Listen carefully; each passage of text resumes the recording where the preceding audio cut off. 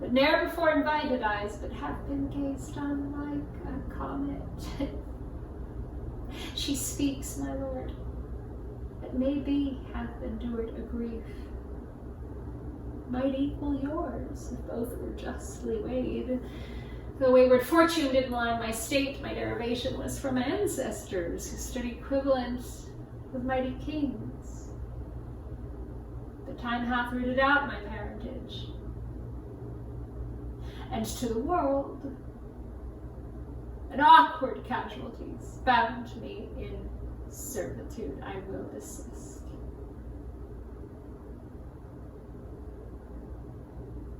But there is something close upon my cheek, and whispers in mine ear, go not till he speak. I said, my lord, if you did know my parentage, you would not do me violence.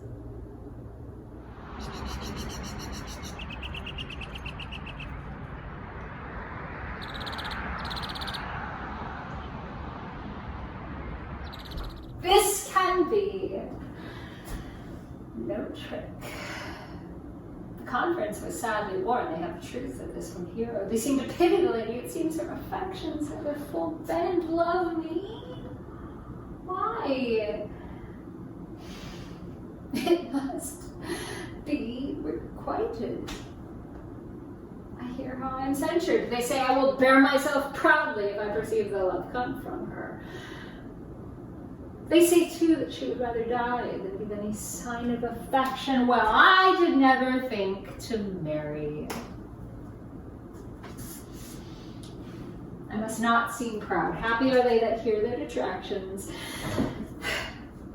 and can put them to mending. They say the lady is fair. 'Tis a truth I can bear them witness, and virtuous 'tis so I cannot reprove it, and wise, but for loving me. It is no addition to her wit,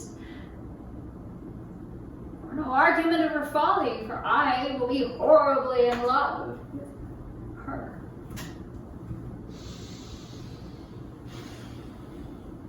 I may chance of some odd quirks,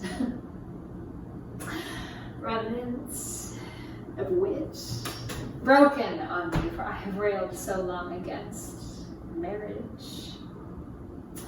But doth not the appetite alter? A man loves the meat in his youth, and he cannot endure in his age. Shall quips and sentences and paper bullets of the brain awe a man for the career of his humor? No, the world must be peopled. When I said I would die a bachelor, I did not think I should live until I were married. Here comes Beatrice. By this day she is a fair lady. I do spy some marks of love in her.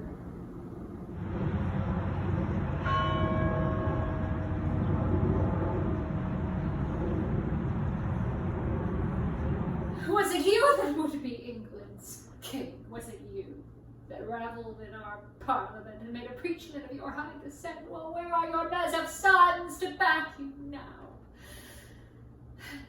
The wanton Edward? The lusty George? And where is that valiant, crook-back prodigy, Dickie? Your boy, that with his grumbling voice was wont to cheer his dad in mutinies, or with the rest. Where is your darling Rutland? Look, York. I stained this napkin with the blood that valiant Clifford with his rapier's point made issue from the bosom of the boy, and if thine eyes can water for his death, I give thee this to dry thy cheeks withal. Alas, poor York. But that I hate thee deadly, I should lament thy miserable fate. I prithee grieve to make me merry, York. What? Hath thy fiery heart so parched thine entrails that not a tear can fall for Rutland's death? Why art thou patient, man, thou shouldst be mad? And I, to make thee mad, do mock thee thus, stamp, rave, fret, that I may sing and dance. Thou wouldst be feed, I see, to make me sport. York cannot speak unless he wear a crown. A crown for York, and lords bow low to him. Hold you his hands whilst I do. Set it on. Ay, marry, sir, now he looks like a king. Ay. This is he that took King Henry's chair. This is he was his adopted heir, but how is it that great Plantagenet is crowned so soon and broke his solemn oath? As I bethink me, you should not be king till our King Henry hath shook hands with death. And will you pale your head in Henry's glory and rob his temples of the diadem now, in his life, against your holy oath? Oh, 'tis a fault, too unpardonable. Off with the crown,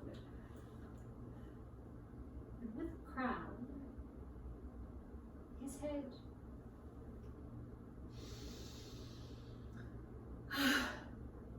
And whilst we breathe, take time to do him dead.